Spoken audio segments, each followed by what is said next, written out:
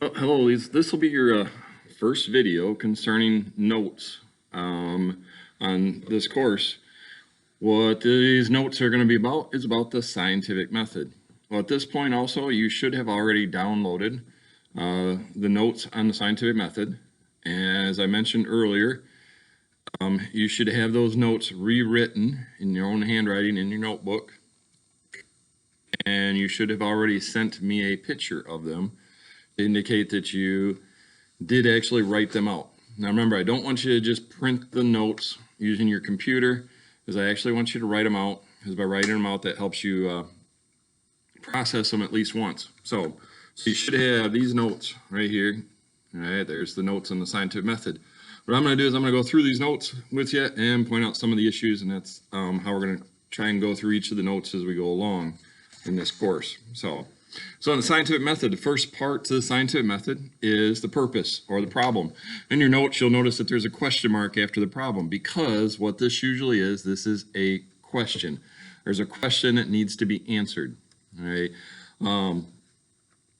Way in which I like to do this is I always like to point out that the scientific method is something that you actually use every single day. It might seem crazy and think, I don't, but yes, you do.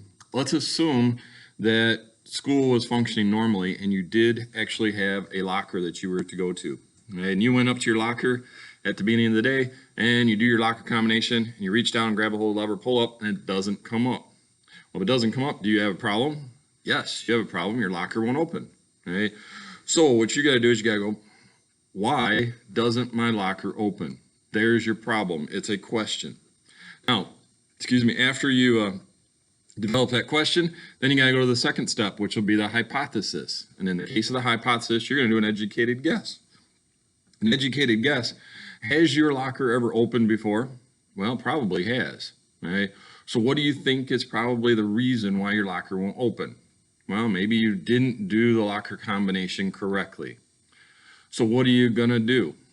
Well, if I retry the locker combination, then what do you expect to happen? You probably expect your locker to open. What did you just make? You just made a hypothesis. If I retry my locker combination, then the locker will open. Okay? Is that testable? Could you test it? Sure you can. You can sit there, do your locker combination, reach down, pull up on the lever, and see if your locker opens. Okay? So that's what a hypothesis is. It's an educated guess that is testable. It's something that you can base off prior information that you already know, right? And then test that statement and see if it turns out to be correct or not correct. So let me go to letter C. Letter C is the experiment. In the experiment, what you're going to do is you're going to test your hypothesis. There's really two parts to this. There's an A and a B. The first part is you have to do the procedure. And doing the procedure is really what and how to do the experiment.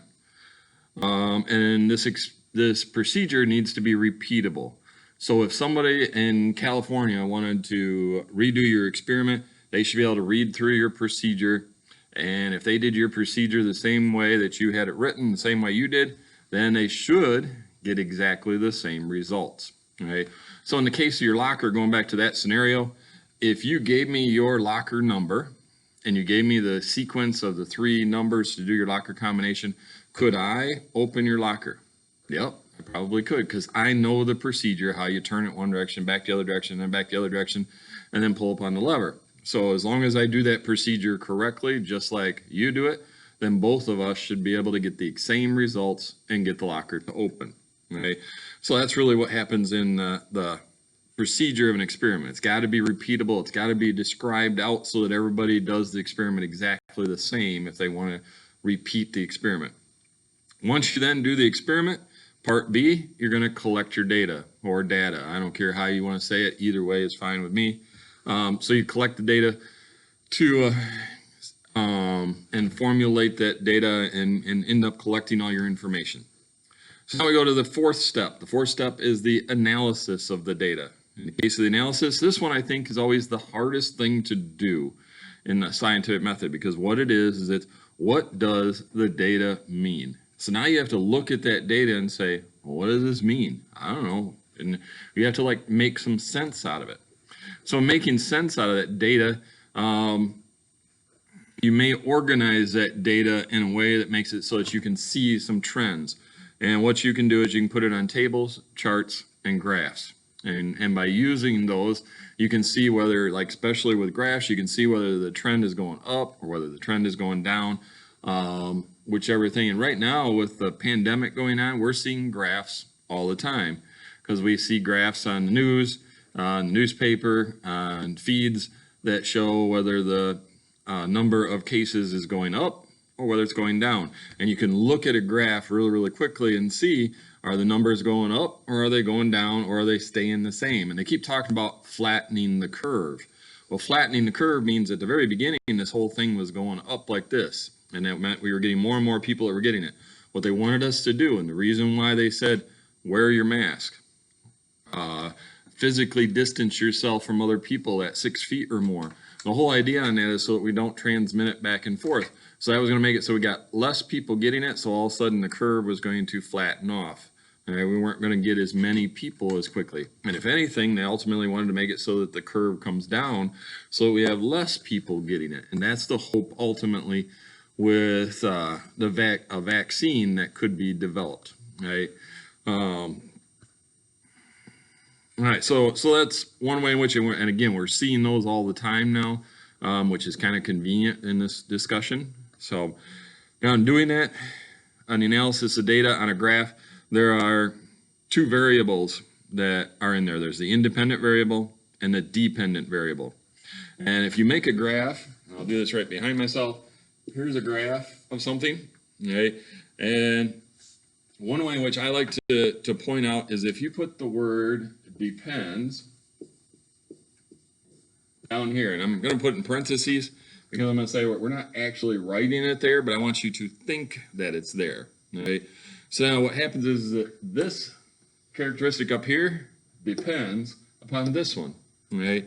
If we were to do, let's see, whether or not plants need water to live. Right? So we could go that plant growth depends upon water amount.